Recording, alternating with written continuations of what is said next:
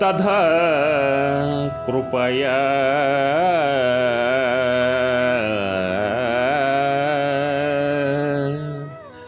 విష్ణమశ్రుపూర్ణకులేక్షణం విషీదంతమిధం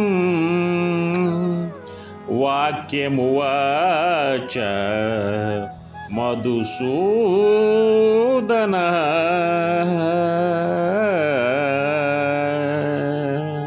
ఇక్కడ ఇష్టమశ్రు పూర్ణకులేక్షణం అంటే ఏంటంటే, దాన్ని మనం చెప్పుకునేటప్పుడు అశ్రు పూర్ణకులేక్షణం అన్నప్పుడు తీవ్రమైన వైరాగ్యం కలిగిన వాడై, అంతులేని బాధ కలిగిన వాడై, ఇతన్ని ఎవరు ఓదార్చలేని వాడై, ఆత్మహత్య శరణ్యం అనుకున్న వాడై అన్నమాట. దాని యొక్క అర్థాన్ని, దాని యొక్క ఆ పదాని యొక్క అర్థం. అదేవిధంగా విషీదంత మిథం అంటే దుఃఖించుచున్నాడు, బాధపడుచున్నాడు, ఏడుస్తున్నాడు అని అర్థం అన్నమాట. ఈ శ్లోకంలో ఈ రెండు పదాలకు అర్థం తెలియాలి, అందుకే అర్థాన్ని చెప్తున్నాను అనమాట. అయితే ఇక్కడ శ్రీకృష్ణుడితో అర్జునుడు విపరీతమైన బాధతో ఉన్నాడు. వాళ్ళ దుర్యోధనులపై, భీష్ముడిపై, ద్రోణాచార్యులపై ఇతను కనికరం చూపిస్తూ ఉన్నాడు. కనికరం చూపిస్తూ కంట నీరు పెట్టుకుంటున్నాడు అనమాట. వ్యాకుల చెందుతున్నాడు, దుఃఖిస్తున్నాడు, విపరీతమైన బాధతో ఉన్నాడు. అయితే అదేవిధంగా అర్జునుడు ప్రపంచ భోగాల మొత్తాన్ని కూడా, దృశ్య విషయంలో ఎడల కూడా విరక్తి కలిగి ఉన్నాడు. సంసారంపై విరక్తి జనించింది. అదేవిధంగా కంటి వెంట కంటి నీరు ధారాళంగా కారిపడిపోతూ ఉంది. జగద్విషయాలపై బాగా విరక్తి పొంది ఉన్నాడు. ఇట్టి స్థితి అందు అర్జునుడు చూసినటువంటి శ్రీకృష్ణ భగవానుడు ఏం చేస్తాడంటే, ఇతను మామూలుగా చెప్తే వినేటట్లేడు, బ్రహ్మోపదేశం చేస్తే గాని ఇతను మారడు అనే దానికి కంక్లూజన్కి వచ్చాడు శ్రీకృష్ణ భగవంతుడు. ఇతనికి పూర్తి స్థాయిలో ఆధ్యాత్మిక విద్య బోధించాల్సిందే. ఎలా అంటే ఇతను మనం చెప్పింది వినే పొజిషన్లో లేడు. ఎందుకనంటే ఇతను వినాలి.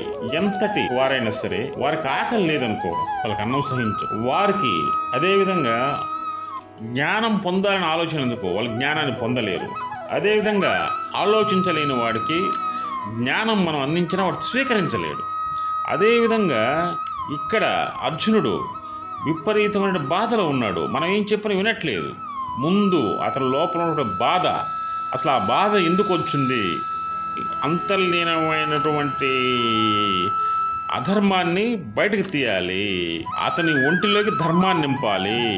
స్వబంధువులు, నా బంధువులు, నా వారు అనే మమకారం అనేది దారుణమైన విషయం. ఆ మమకారం ఉండకూడదు.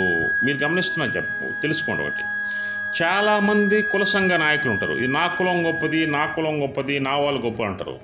ఆ కుల సంఘ నాయకులు చివరికి ఏమవుతారు తెలుసా, కులమని అనేవాళ్ళు ఎవరు కూడా ఏమవుతుంది, లాస్ట్కి వారు రోగాల పాలై హాస్పిటల్లో ఒంటరి జీవితాన్ని అనుభవిస్తూ, కుటుంబం కూడా పైకి రాక తీవ్రమైన మనస్తాపంతో చనిపోతారు వాళ్ళు. అదేవిధంగా నా మతం గొప్పది, మేం గొప్పలం అనుకున్న వాళ్ళు కూడా తీవ్రమైన దుఃఖం చనిపోవాల్సిందే. అదేవిధంగా నా వాళ్ళు గొప్పవాళ్ళు, నా మతం గొప్పది, నా హిందువులు గొప్పవాళ్ళు, నా ముస్లిమ్స్ గొప్పవాళ్ళు, నా క్రిస్టియన్స్ గొప్పవాళ్ళు, అదేవిధంగా నా జైనులు గొప్పవాళ్ళు, అదేవిధంగా బౌద్ధులు గొప్పవాళ్ళు, సిక్కులు గొప్పవాళ్ళు, ఇలా అనుకున్న వారు మొత్తం కూడా వారు అజ్ఞానులే. జ్ఞానులు ఎవరంటే మానవ జీవితంలో జీవాత్మే పరమాత్మ. ప్రతి మనిషిలో పరమాత్మ ఉంటాడు. వాళ్ళు ఎవరైనా కానీ ఈ భూమండలం మీద పుట్టిన ప్రతి మనిషిలో పరమాత్మ ఉంటాడు. అదేవిధంగా ఈ భూమండలం మీద పుట్టిన ప్రతి జంతువులో కూడా పరమాత్మ ఉంటాడు.